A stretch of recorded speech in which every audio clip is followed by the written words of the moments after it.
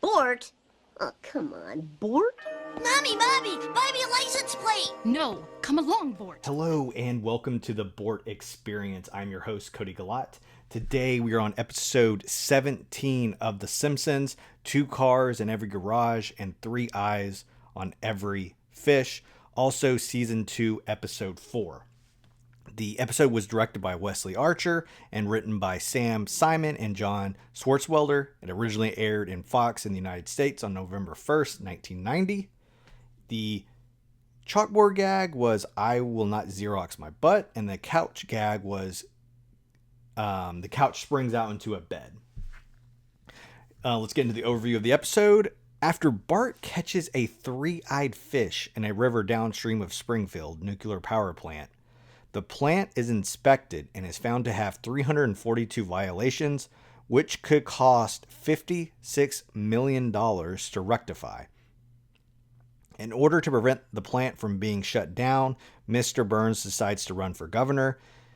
After a hard campaign which he sees Burns rise from being universally despised to running neck and neck with the incumbent Mary Bailey, it is decided that Burns will have dinner with a random employee. Of course, that random employee is the Simpsons, the night before the election. Homer is chosen, much to Marge's chagrin. Marge serves the 3-eyed fish to Burns for dinner, who cannot eat it and as a result loses the election.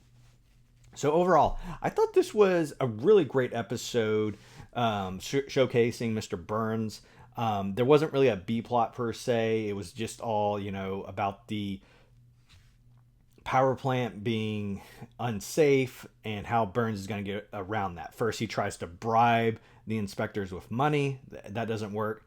So Homer kind of gives them the idea as Burns is drunk about, oh, why don't you just become governor and then you can kind of just decide who gets investigated and who doesn't. It kind of reminds me of how a lot of government works today, unfortunately, where it's like, depending on who your political enemies are, depending on either side, honestly, it's like depends, on who you go after, which is, very horrible, I think, practice to do, but, it is what it is. I did find it interesting that as the resolution of the episode, it still didn't really resolve like, hey, the power plant's still unsafe. It's one of those kind of things like in cartoons, and even other stuff where it's like, well, what about that original problem that never gets resolved? I remember there's this episode where I think it was Family Guy. I don't really watch it that much, but Peter pretty much loses his job, and then by the end of the episode, I think they even acknowledge it. It's like, well, you didn't get your job back. What are we going to do? And I think he says something to the effect of like, don't worry about it. So it's like almost one of those things where I think the writers by the end of the episode are hoping that you don't notice that. Either that or maybe Mr. Burns actually does pay the $56 million. I doubt that. I think it probably just is one of those things. It's like, whatever. But kind of getting back more into the episode, I thought it was great. This is the first time we see Blinky, the 3-eyed fish, which is kind of like famous fish from The Simpsons. And then I just really enjoyed the political and the environmental satire that we get in this episode. It kind of doesn't really overtly say which political party each candidate, is a part of. It kind of makes fun of both. Also the environmentalism, it kind of, Mr. Burns is kind of, it reminds me of like how they used to have doctors that said, this doctor recommends this brand of cigarette because cigarettes are so healthy for you and don't cause lung cancer. It kind of reminds me of that, where it's like, hey, this is a super fish, and because of evolution, it's so much more superior, and people kind of get on board with that idea. So I thought, overall, this is like the very first episode. They really had a lot of satire on a specific subject, and I know during this time period, George Bush was really going after the Simpsons and stuff of that nature. So it's just kind of funny to see this kind of satire done. And I think when I was doing my research, it actually won an award for being the most environmental episode of television that year. So I think it's just kind of crazy The Simpsons getting an award for something like that. But, Simpsons is really ahead of its curve. I feel like the writers did a really great job. We didn't really focus on the main family too much. It's mainly, Mr. Burns and his plot to try to win the election any means necessary. It's kind of like you had like these flashbacks to like House of Cards or something like that, like a political show. Not that deviant, but just like that. I'll do anything for a vote kind of mentality, and you really get that in this episode. So I really enjoyed it. So next segment, we have the citizens of Springfield. We have Dan Costanella as Homer Simpson, Barney Gumble, a political advisor, and then Scott Christian. We have Julie Carvener as Marge, Nancy Cartwright as Bart, Yardley Smith as Lisa, Harry Shearer as Mr. Burns, Smithers, Dave Sutton, Inspector, and the guy who plays the fictional Darwin. We have Hank Azarian as Mo, and then Maggie Roswell as Mary Bailey.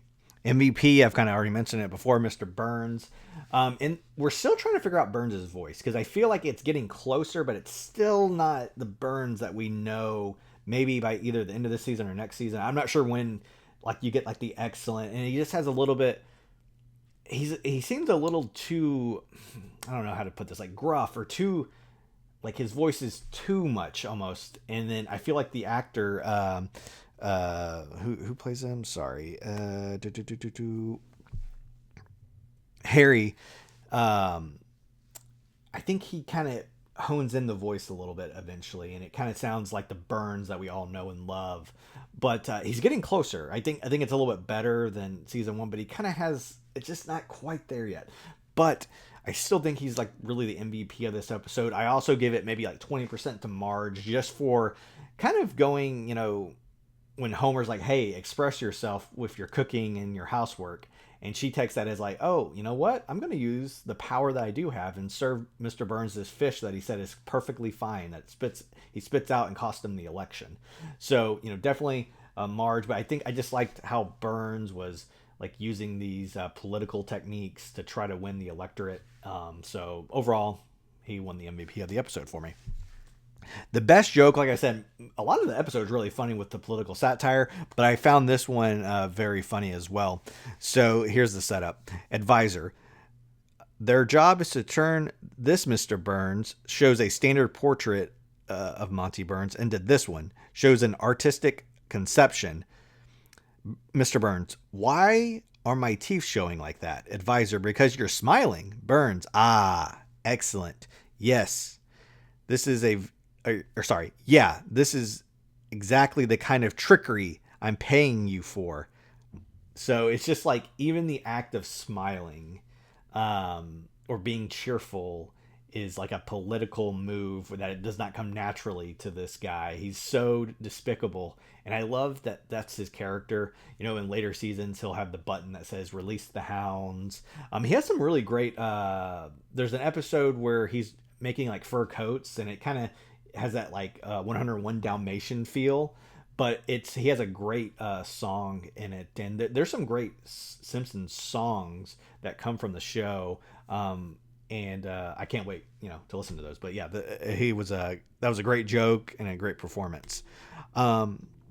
But overall, really enjoyed the episode. I'm going to get to trivia, and then we'll kind of talk about some things that are coming up on the channel.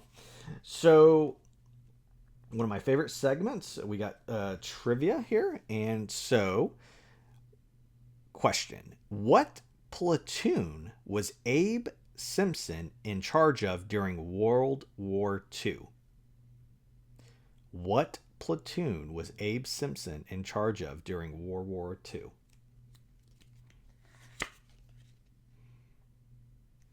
Check out the full podcast to get the answer. The Flying Hellfish. I always love trivia. That's fun. So, I think as of this recording, we are up to 139 subscribers. I'm very happy. We are quickly approaching the 1-year anniversary of the channel. December 6th, 2024 is when I started. And I really, I started it. I did a lot of mockery, or not mockery, like, I'm drawing a blank here. Like fake articles, kind of like The Onion, and parody. Sorry. I did a lot of parody type content, and I still kind of do that, but I've gotten more into the podcast for The Simpsons. I'm really looking to either talk more about movies and video games and just stuff I enjoy and reading and books. So I've posted a couple reviews of some books I finished recently. I also did kind of like a quick review of Jurassic Park Rebirth, which I just watched this weekend. So I'm looking for those kind of things. If there's anything else you would like to, kind of discuss, let me know. But I kind of just doing things that I'm passionate about, that I'm having fun. I have limited time, but I still want to kind of get out there and do things because I enjoy it. I like being creative. This is a creative outlet for me. So even if, I don't make any money off this, I just like doing it for fun. So I'll keep doing it until it's not fun anymore. But yeah, when it's just kind of crazy to me going from 0 subscribers to almost 140 in a year. And honestly, I didn't really start going hard, posting continuously, I think, until maybe a couple months ago. So I really appreciate everyone who subscribes and checks out the podcast. So, but if you have any questions, please let me know. Check out the description. Follow me on social media as well. I'd love to connect with you that way. But until next time, peace out.